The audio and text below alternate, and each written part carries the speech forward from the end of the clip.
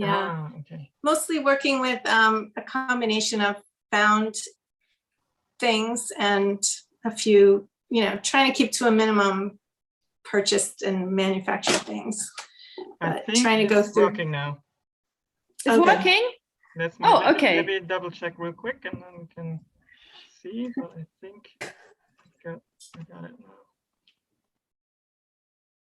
now. So I have text here too, and I'm feeling a bit weird reading stuff off, but I think I'm going to have to read a little bit and make a mixture of speaking freely and reading. If I had moderated stuff before, I would know what the right way was, but I haven't. So I'm just gonna wing it somehow. Okay, so Lara, we're live now, right? People can see us and hear us talk. Yes? Okay. Let's go. Let's do that. So, hello, welcome everyone to this this panel. It's by Comic Invasion Berlin. It's a satellite event of the festival, which starts in a couple of days, I think. And everyone here has made comics relating to climate change and environmentalism. So it's the climate comic panel. The subtitle is A Casual Conversation About Climate, Capitalism, Change, and Xenophobia. I'm hosting this panel, and my name is Emily Claire Walker. I'm an illustrator and also active with Extinction Rebellion and Parents for Future. And I'm actually accidentally kind of running for the Berlin Abgeordnetenhaus in the next election, in the upcoming election. I think accidental, like many activists, because you just slip into these things and then you need people to get on lists to run for offices. I'm going to introduce you to everyone here. So first off, we have Stephanie McMillan. She writes, draws, and makes art in various media to encourage global working class-led revolution to emancipate humanity from colonialism, capitalism, imperialism, to make possible a thriving planet. So I have some of your works here. So this is Mischief in the Forest. This is a children's book, yeah. And Songbird Fly. This slightly more confronting Capitalism Must Die. And this one, Code Green, this has got lots of little things you've made. Editorial cartoons, yes. Editorial cartoons, that's the correct term for this. So is there anything you would like to add to your work that I missed out on this? Oh no, that's great. That's a great summary, thank you. And Stephanie's actually, you can see in the background, she has a lovely oleander moth there. That's her trying to attract moths. These moths. And we also have Madeline Jubilee Saito. She's an artist and designer from Northern Illinois, living in the Pacific Northwestern United States. She makes experimental contemplative poetry comics about the material world and the sacred. And her book Warmer, a collection of comics about climate change for the fearful and hopeful, you can download online. And she also illustrated the amazing book All We Can Save, which I highly recommend. Is there anything you would like to add to that, Madeline? I was really inspired by Stephanie's beautiful bio, and I would like to say that my work also, I am hoping, will destroy capitalism and imperialism. Awesome, that's great. I need to rewrite my bio now with some more I always like to aspire to that. I like to add the patriarchy to that too, personally. Yeah, definitely. Always a good one. We also have Hannah Podek. She was born in 1985 in Hamburg. She's often described as a full-time activist, not least because of the inflationary use of the term activist. She prefers to see herself as an anarchist who is irreconcilable with the system. She was active for several years in Robin Wood and is also involved in today's climate movements. Besides fighting for the climate, she has also been committed to the anti-nuclear movement for 15 years and is also active in the area of anti-militarism. She's the author of the illustrated book Kleine Geschichte der Umweltbewegung, Short History of the Environmental Movement, published by Unrast. Is that all correct, Hannah? Yeah, it's all correct. It was much longer than the others. Anything you want to add to that? Well, maybe only that I'm not sure if I'm like right in this group, because I've never illustrated something. I'm very happy that like a good friend of mine illustrated this book. You've maybe seen like the picture in the beginning on YouTube, because it was the book that it was the like the advertisement picture for this talk. Yeah, so I've only written the text. I can't paint, and I'm glad there's people who can. So let's see what we can discuss. I don't know, like, yeah. I think you totally belong on this panel. I mean, so I wouldn't worry about that. Great. Yeah, so we also have Lisa Hook. She's an Asian American cartoonist and illustrator. Her work has appeared in The Believer and The New Yorker, and has been shortlisted for the National Magazine Award and Cartoon Studio Prize. She is currently working on a graphic memoir about biracial identity, cultural history, and language. You can see her work online. There's a lovely kind of animated, it's beautiful. Thank you. Comic graphic work called The Vine and the Fish. And we'll talk a little bit more about that later. Yeah. So I'm going to start and go through and ask you questions. Some questions are for all of you, and some are just to specific people. I want to actually start with you, Madeline, because I tried to read Warmer and I couldn't. I bought it, but it wasn't. I didn't receive a download link. So I know All We Can Save, and I really love that. But could you tell us a little bit about Warmer?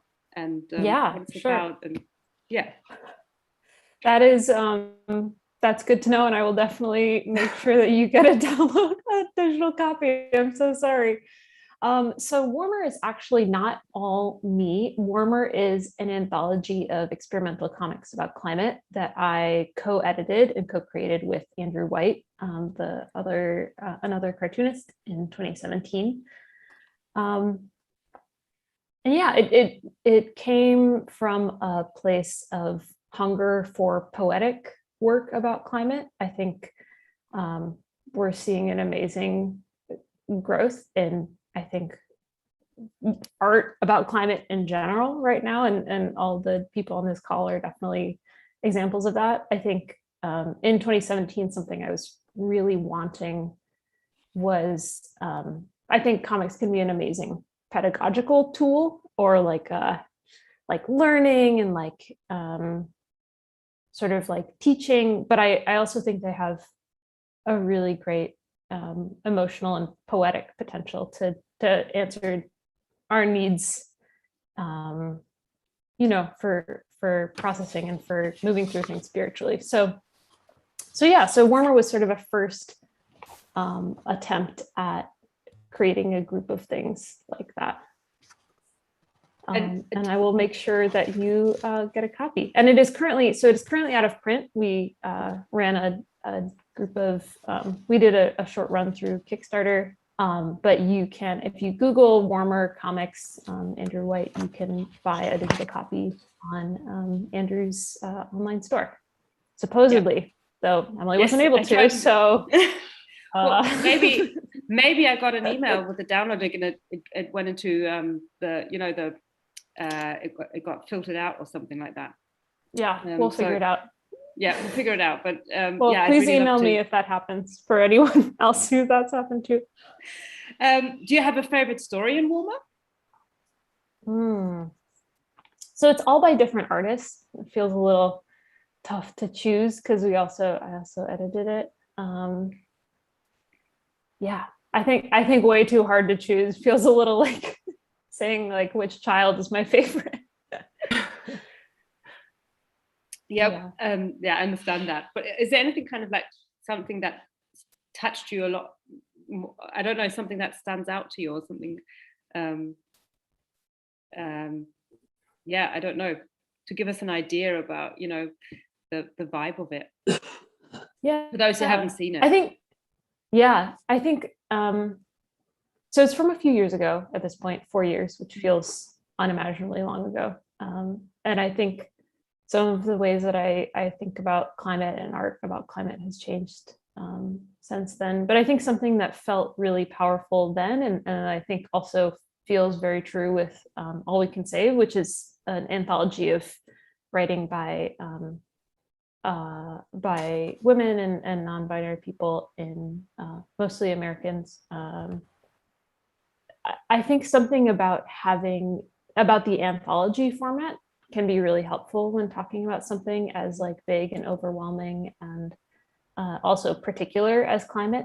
Like, I don't think any one person has access to like the entirety of the way that climate disasters will impact everyone. And so there's something very, I think with something so big and scary, you sort of want to have a lot of people around you sort of working together. At least that's how I felt. That was part of the reason why I wanted it to be an anthology.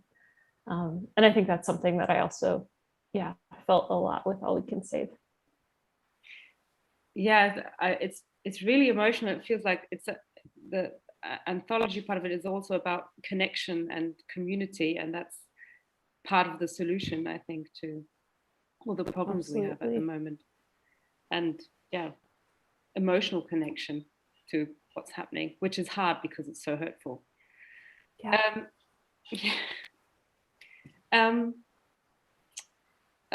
So if I have another question for you about it, do you think, are you planning on a second print edition, or is it just going to be online for now to download? We don't have any plans for a second print edition right now. Oh, that's sad. Sorry. That's how it goes with indie comics. I'm sure everyone here is very familiar. Carol wrote another question. She said, because I haven't been able to read it yet, but in your work, you often switch between POV perspective and an objective outside one. Is that on purpose, or do you think we need to change our perspective more often? Wow. I definitely don't feel qualified to make an overall, like, everyone stop writing in the third person. Yeah, I mean, I think I think talking very personally and emotionally can help us access some of like these feelings and move through some of the necessity of working collectively and sort of do what we're trying to do. And I definitely see that in a lot of, I know Stephanie and Lisa's work as well. But I also think sometimes a sort of a third person using a kind of a voice that echoes a voice I see in a lot of sacred texts that's sort of just like saying like, hey, this is what's happening, I think can also be really helpful. So I think that's how I see moving between those two things, either saying like, I am experiencing this personally and intimately, or sort of shifting and saying like, hey, everyone, this is what is happening. Like, please pay attention. And like, let's all, like, we're going to join together. Yeah.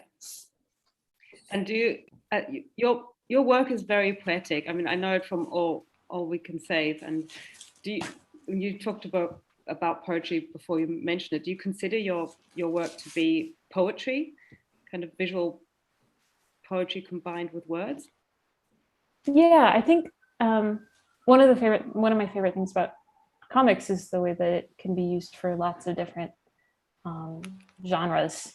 And like, I think something that I was excited about on this call is obviously all of us work in things related to environment and economy and ecology and all that stuff, but we're in very different genres. So yeah, I guess I consider my work to be poetry, but in the medium of comics. Yeah, cool. Have you always, I mean, so this is also a question for everyone. So your work clearly reflects your politics. Have you always combined your art and politics, or is it, when did you start? Does it automatically flow into your work, or was there a point where you decided to kind of put your politics and your ideas or these opinions into your work? That's open to anyone. Was there I would love to special- hear Stephanie's thoughts on this in particular, I think. Oh, thank you. For me, I always loved art since I was a child. But when I was in high school, I became politically active and put that first.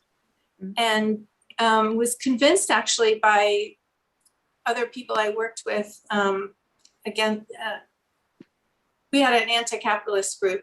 I was convinced by them to focus on political work and stop doing art, which I did for a long time.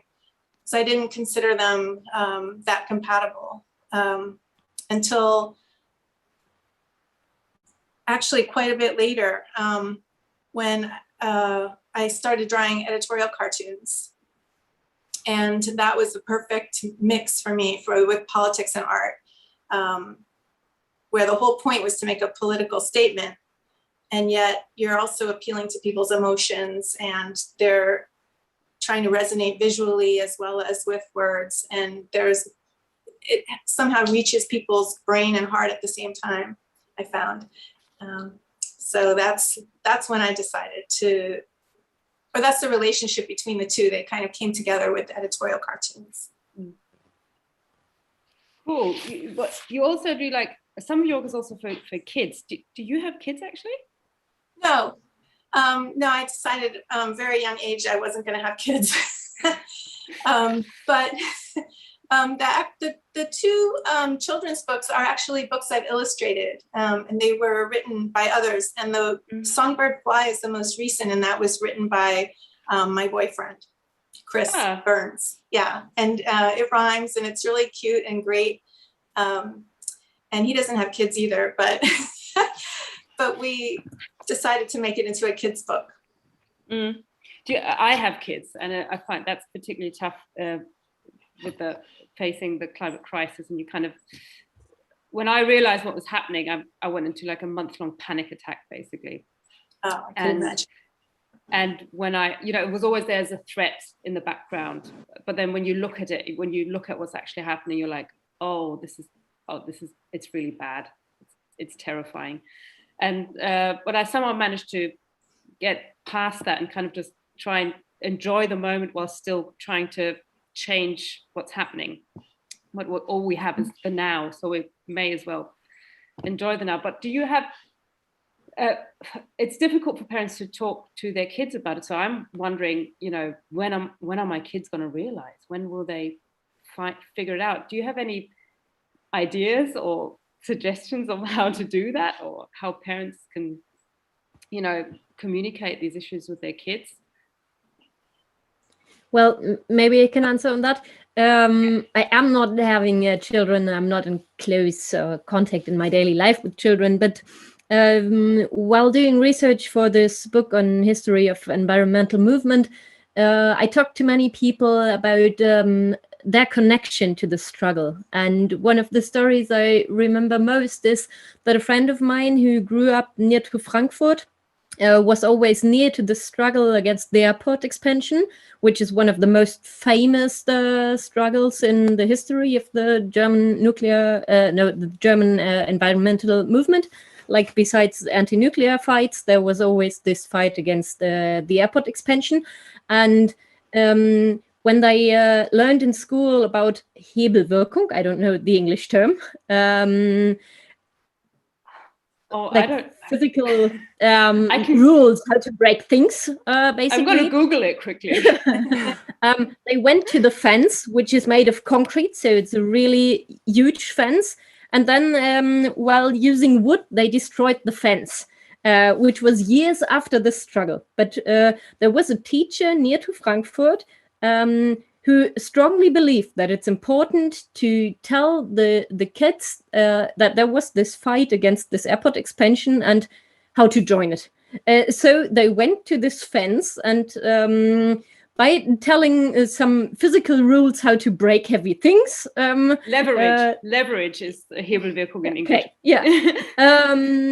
yeah. So that's a way to transport knowledge about about activism, I really appreciate, because it's something so very normal. That's what I really like about this story. It's not something that was like hidden, that was somehow something you should not talk about. It was just totally clear to go there. And obviously it's a crime. It's definitely forbidden to do it. But if resistance is something that is deeply connected to everyday's life, which we experienced in Wendland region when it comes to anti-nuclear protests, or around Frankfurt, or now in Rhineland area when it comes to coal mining, it is very normal to talk about the knowledge how to fight these companies that destroy our planet. So that's what I really appreciate. Yeah, I think one way is one thing is to give kids or people the tools to become active or to fight the stuff that's happening.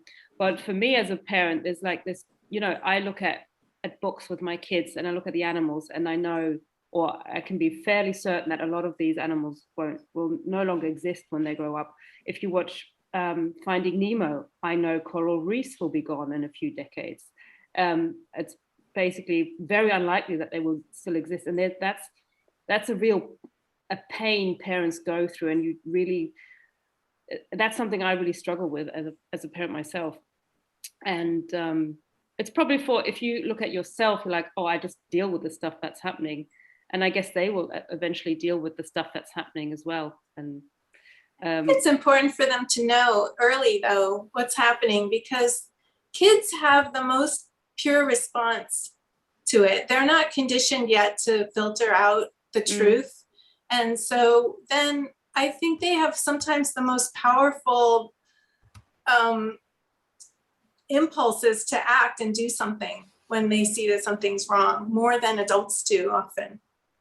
Stefan, you also made a calendar with daily affirmations, which is really beautiful, and it's really positive. And was it difficult to come up with like optimistic stuff and positive messages, or do you consider yourself an optimist in environmental issues? There's that famous phrase, pessimist of the intellect, optimist of the will, like you have to believe that we can do something and make a difference, because if you don't, then what's life for? But if we go outside, we can see the trees and the animals are living their lives, and so are we. And the only thing that's life affirming is to do what we can to preserve them and to protect them, and the land and the earth. If we give up, then they've already won. Yeah, it reminds me of a book we translated. It's called Desert, in English as well as in German, and it's about disillusionment. And one of the main topics is that even if we can't save the world, it's still worth fighting for. So that's something that helped me a lot, because many people start their activism while trying to save all the world, and then they stop completely frustrated and disillusioned when they realize that they won't save all the world, because obviously we can't save all the world, we won't. But anyway, every single animal we might save, every single tree we might save is an animal that was saved, it's a tree that was saved. Every social center we build, every project we start is something that makes this planet a better place, let's say. So I think for me it was very helpful to get this understanding of the fight being worth being taken, but still not being frustrated if we realize that we won't win this whole fight. I think there's this really interesting thing where people think this is a story of hope or of doom. So, and that's both of these stories make you not change anything. If you think the story's already written, everything's doomed anyway, then you don't have to do anything because everything's doomed. If you think, oh, we'll sort it out, it's fine, then you don't have to do anything either. What you have to recognizes that this story hasn't been written yet, and we are writing it, and that's the pain you step into to create the change that needs to happen. But you don't know the outcome. You always have to, kind of take that into account. You will not know what's going to happen.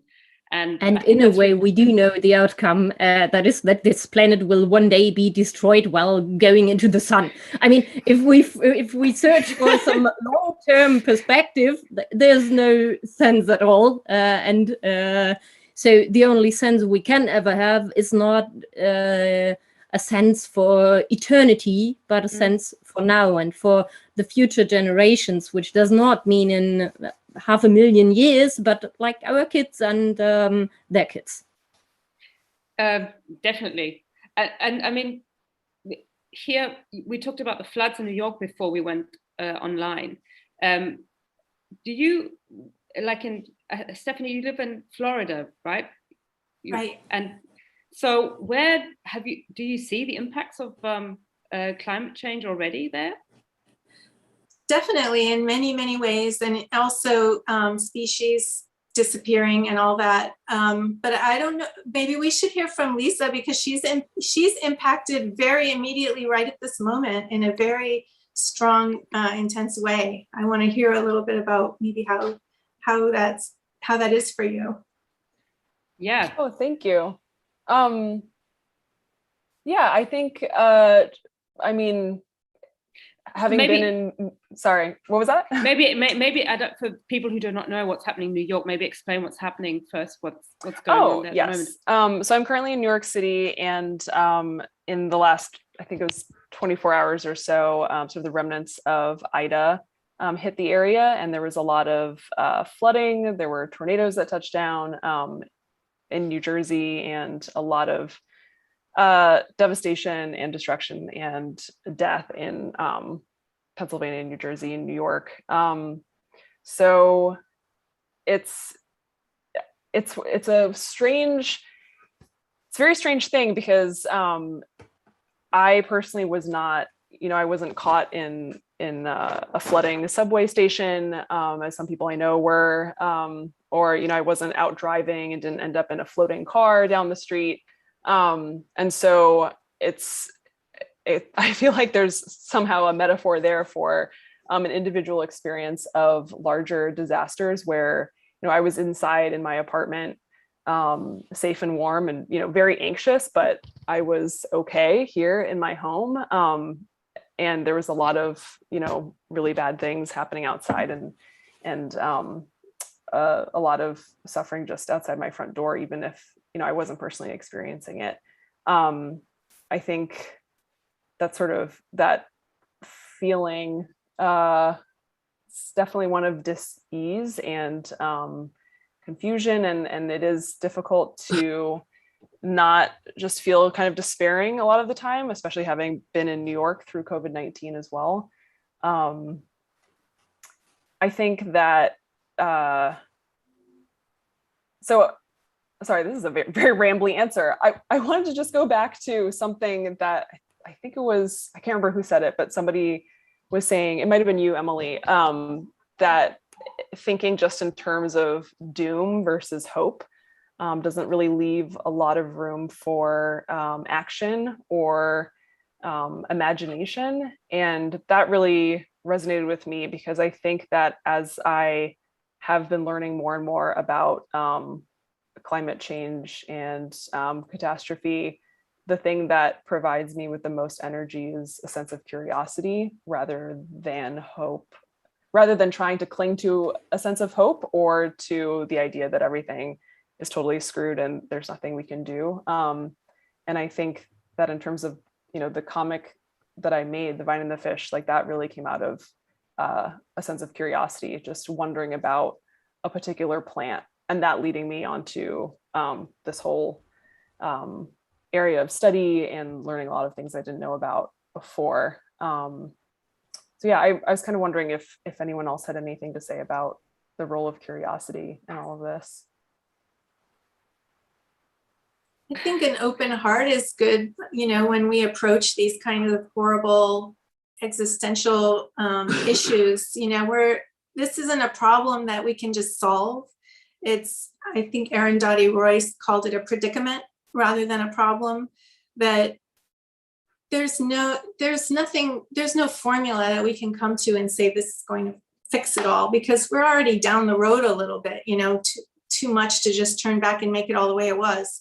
And how do we approach that from day to day? It has to be, how we decide to live, and a process, and an open curiosity, like you're saying, Lisa.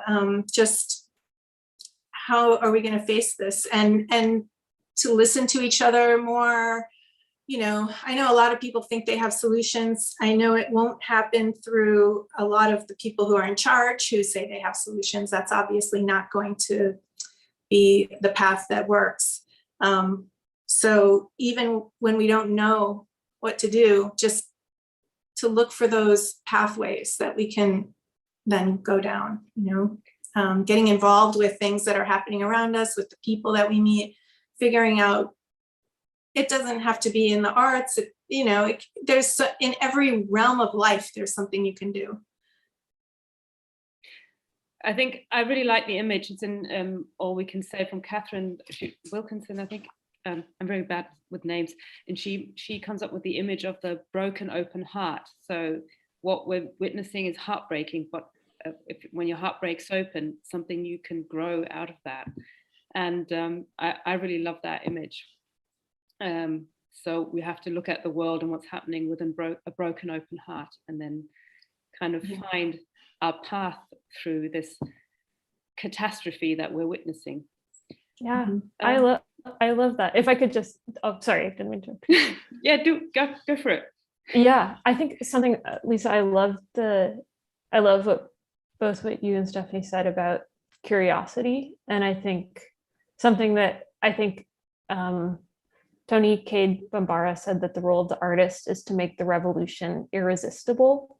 Mm-hmm. And I think for me, curiosity and like this feeling of like attraction to a possible like beautiful good, those feel like such powerful tools. And I think the tools of the people who have caused this, the fossil fuel CEOs who made specific choices to destroy our planet and to do all these things.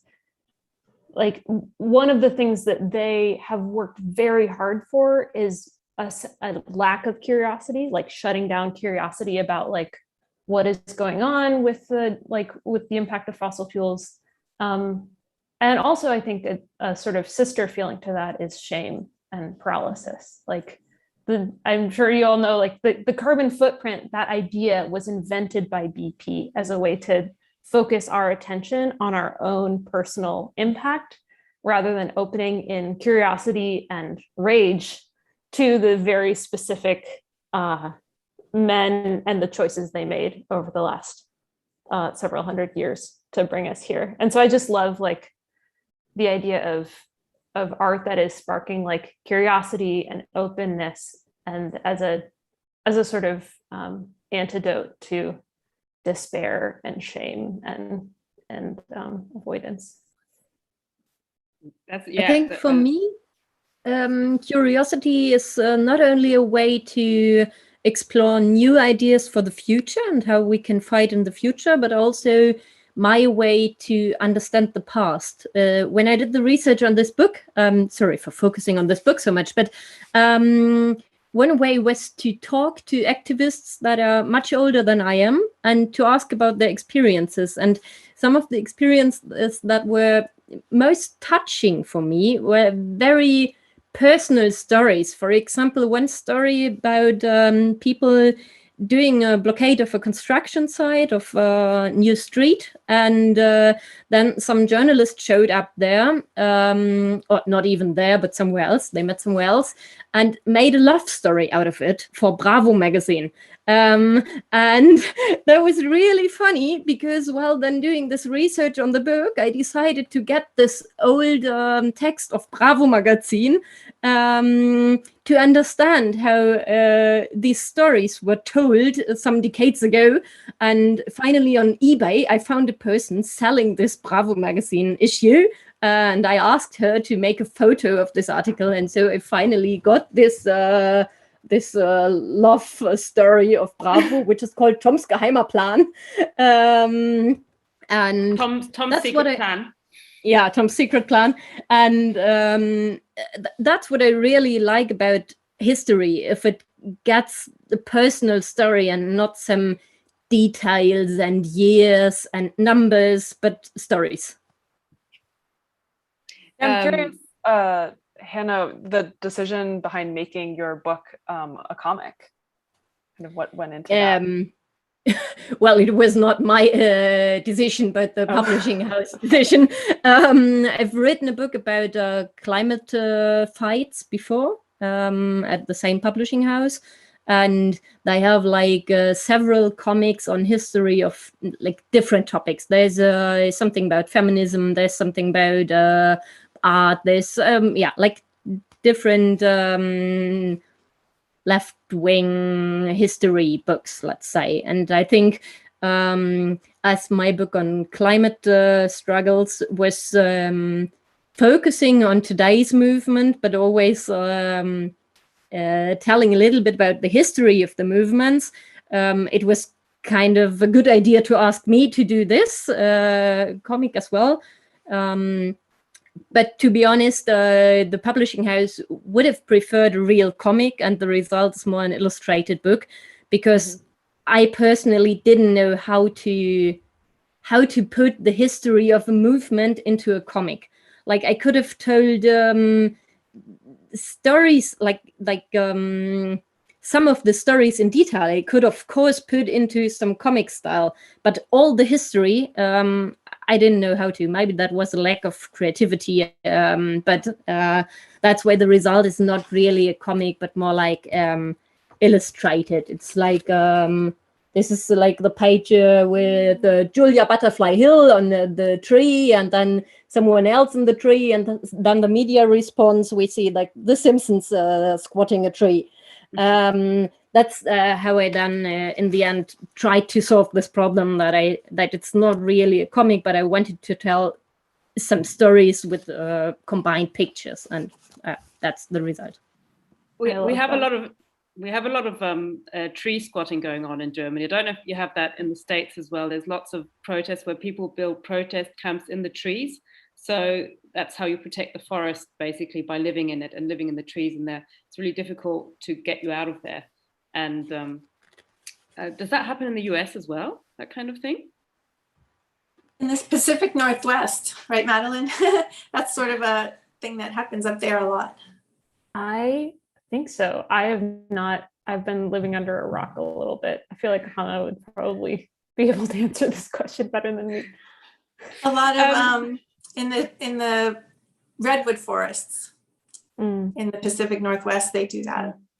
I saw pictures of like these old trees. I think it's Canada being like chopped down. It was just horrible. Just really, this a very old creature. I think hundreds of years old, maybe even 1,000 years old, and then just killed. And you're like, and I think if you grow up in our society, that just seems like a normal thing. But then this is the thing about the emotional connection. I've started to kind of feel that, and that's a new thing for me personally.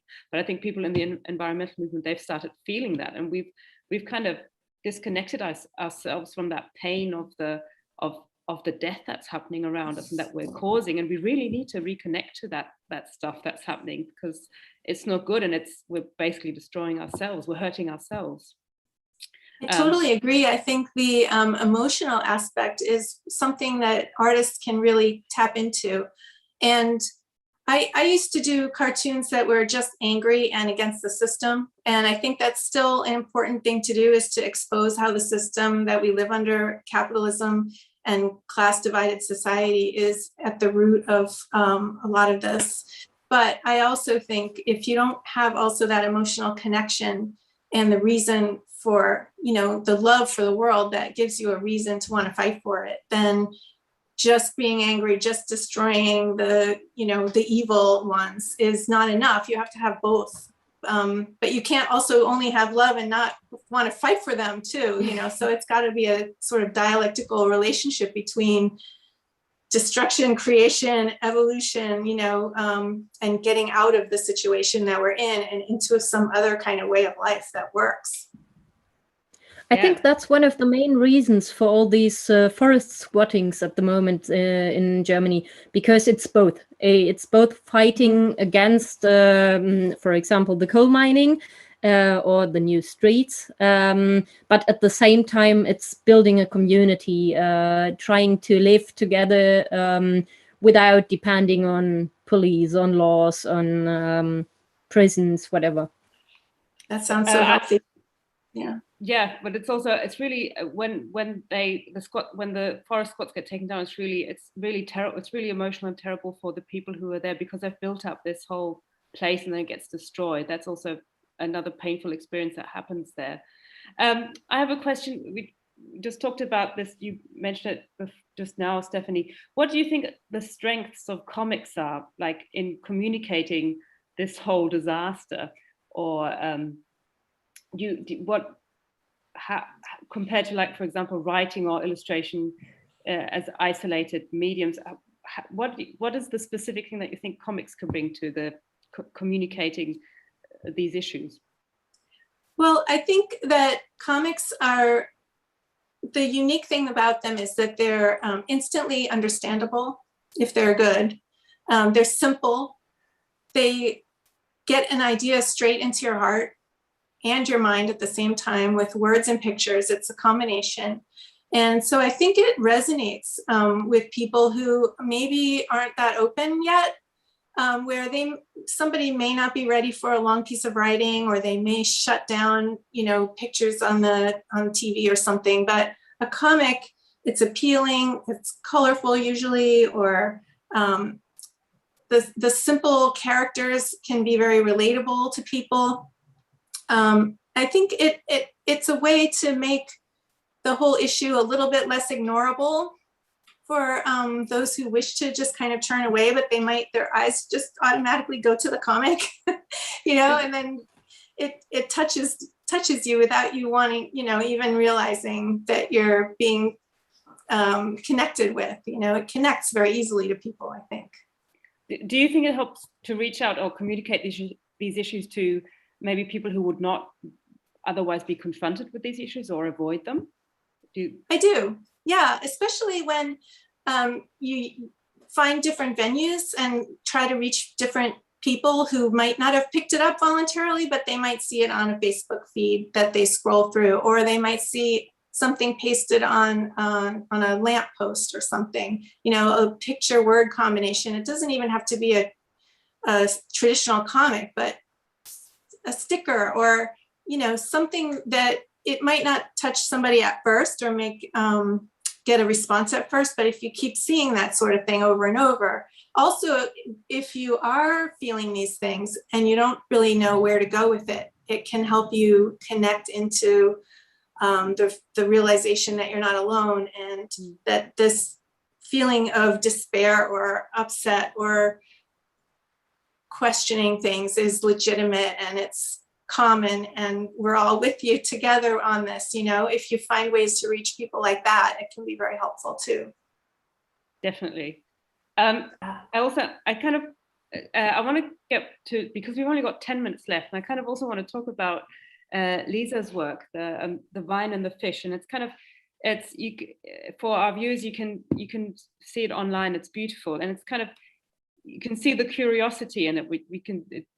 It's a very poetic. It's a poetic curiosity in this little story, and you kind of explored invasive species like the kudzu.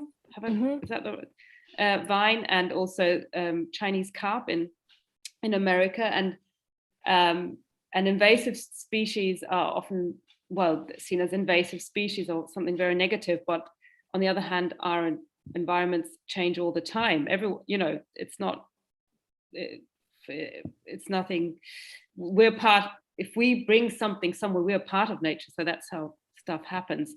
But what you draw a connection between kind of ecosystems and xenophobia, because it was called the Chinese carp, or the Asian carp. Yeah. Yeah. Do you kind of think these kind of issues go together? The other problems we have in the world with kind of, I don't know, xenophobia, right-wing politics, and the ecosystem problems we're facing. This is a very big question. I'm trying to bring them together.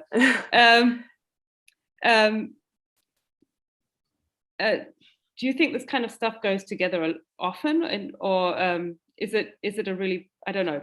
Can you tell us a little bit more about this? Yeah, sure. I was very bad at making that formulating that question. It is a very big question, and I because I don't have a biology or ecology background, I don't feel like I can really speak to the really overarching larger points there.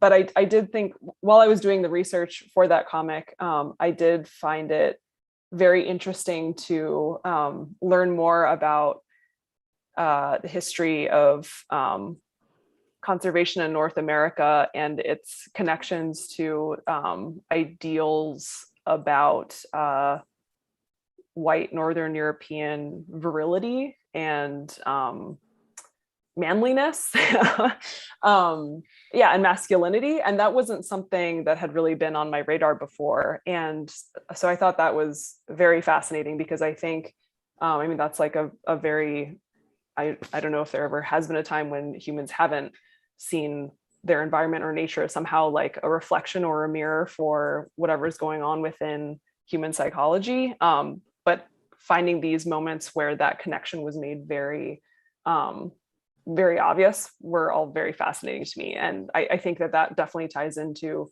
ideas about purity and, purity of landscape and land, and trying to get back to a pure state. I think that is very easily mapped onto desires for racial purity and those kinds of very racist beliefs.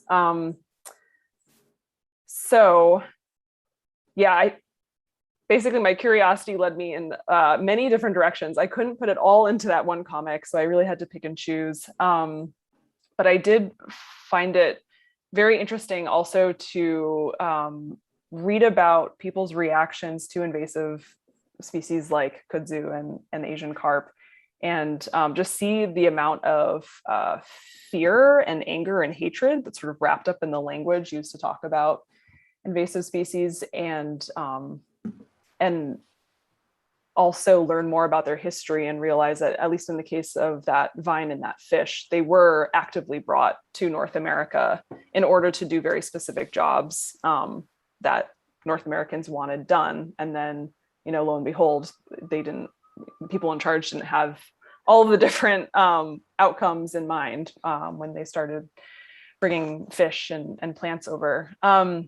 So I thought that was really interesting, kind of treating these plants and animals as if they have some ill will and are destroying things out of spite, and that being at odds with the history of why these species are even in this place to begin with.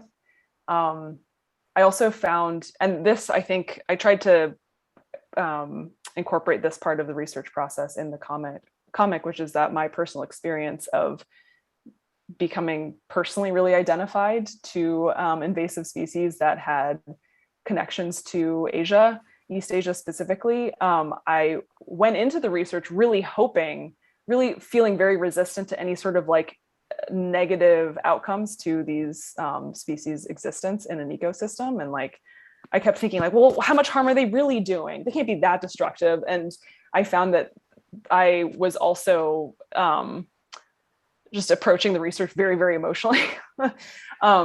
So I just think there's so much, it's like very chicken and the egg. I think that these human biases and discrimination end up showing up in the way people talk about and view the environment as well. And they kind of go back and forth.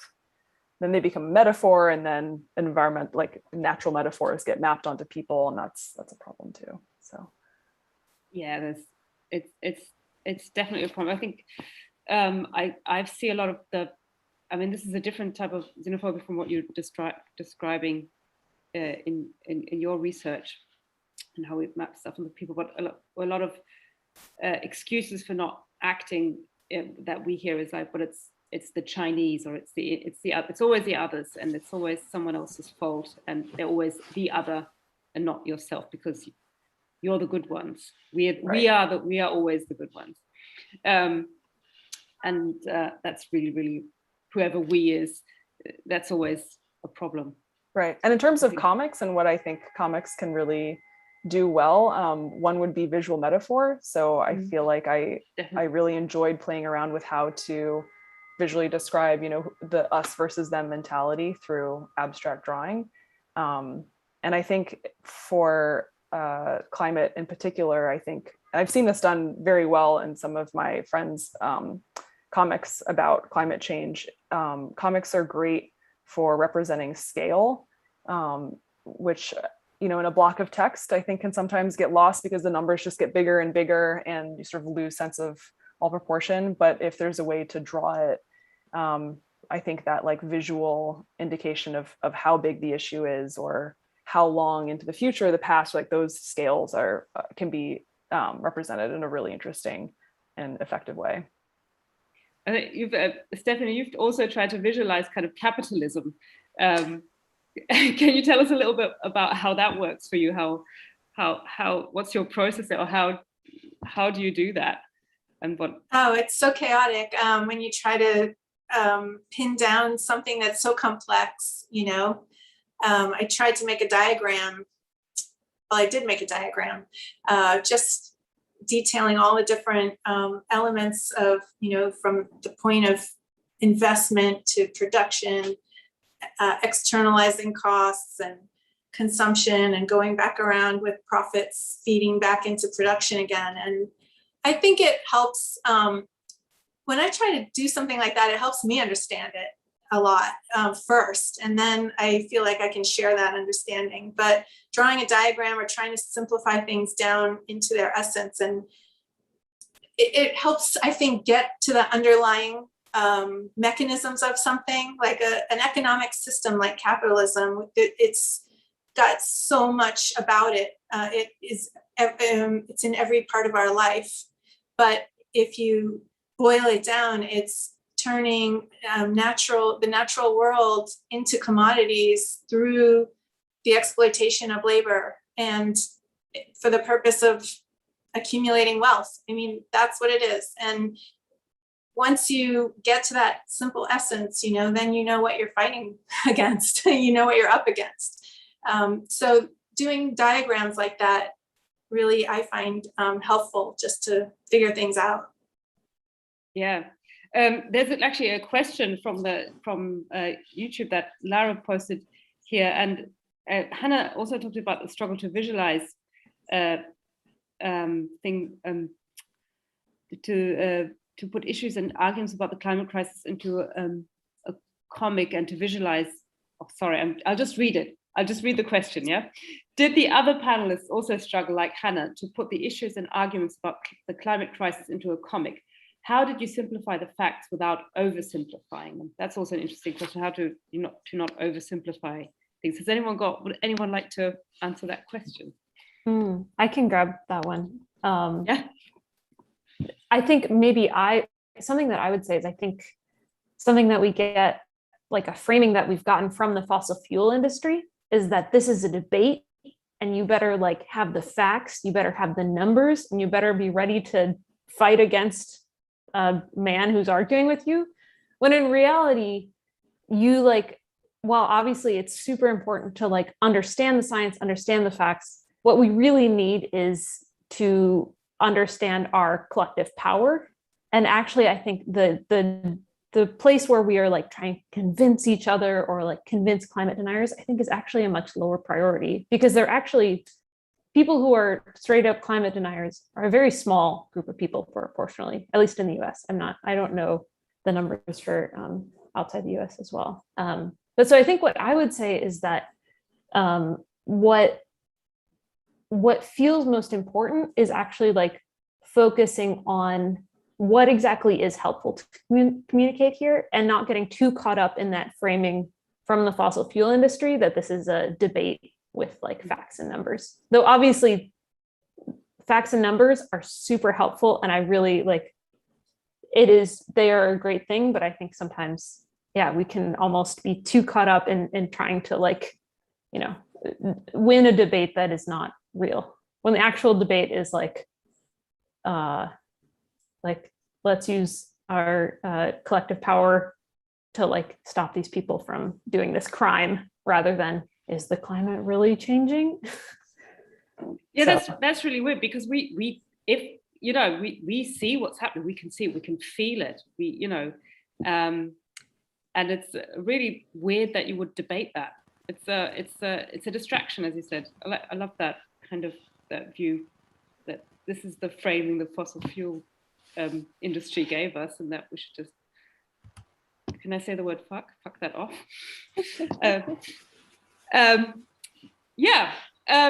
Cool.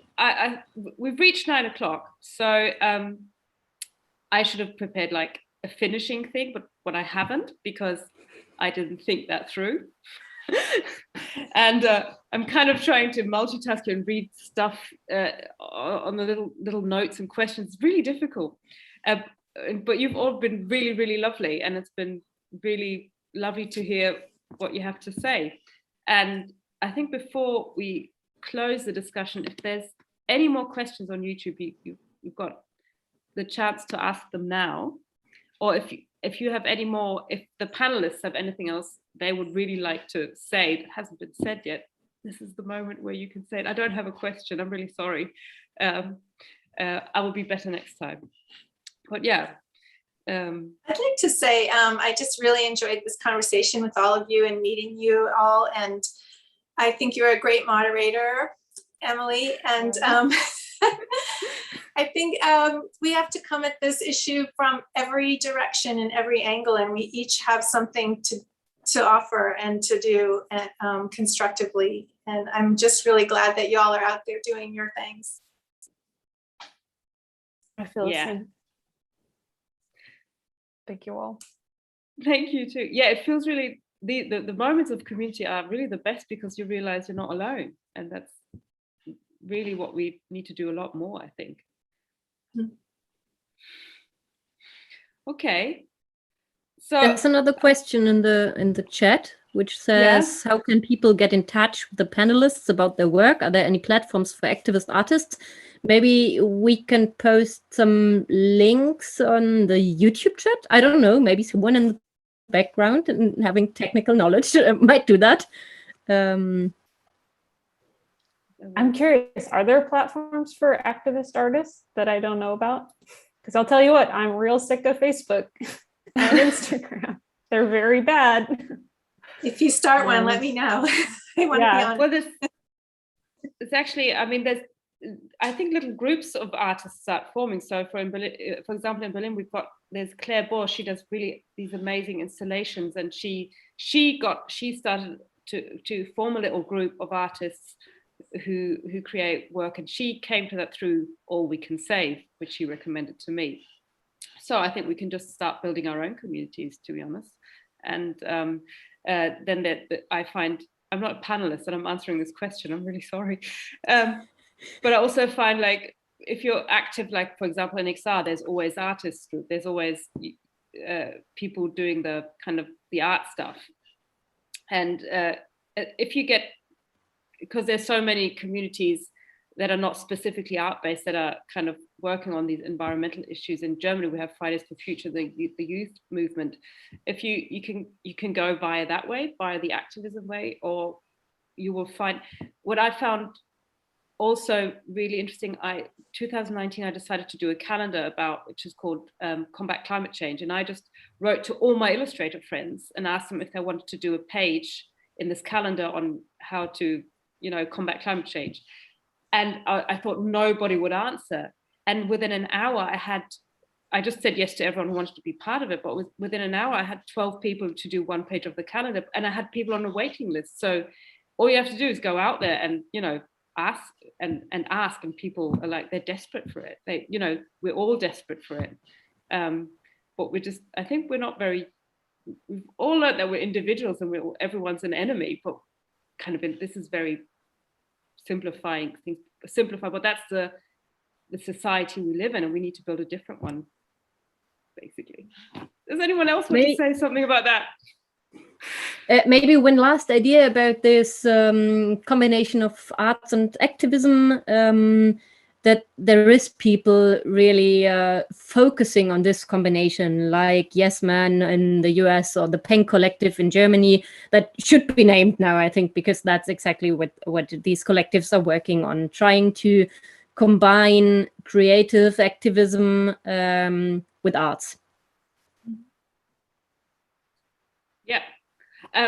I think this is a great way to finish the panel, I think. And it's been an absolute pleasure talking to you, all of you, and meeting you. It's amazing, really. For me, I think for everyone else all of you. Yeah, let's stay in touch. Globe. Yeah. Thank you so much, Emily. This is great. Thank you. Carol, who organized all of this, who's not here I hope she's watching the YouTube channel. She organized everything, and she got everyone together, and I think she did a wonderful job. Put a lot of work in it. Okay, so Lara, I think I'm going to ask you to end the online thing. Okay. Are you there, Lara? Yeah, Can you hear me? I'm there. Yeah. Just say bye, everyone. Bye. Okay. Bye. Bye. All right, and we're off.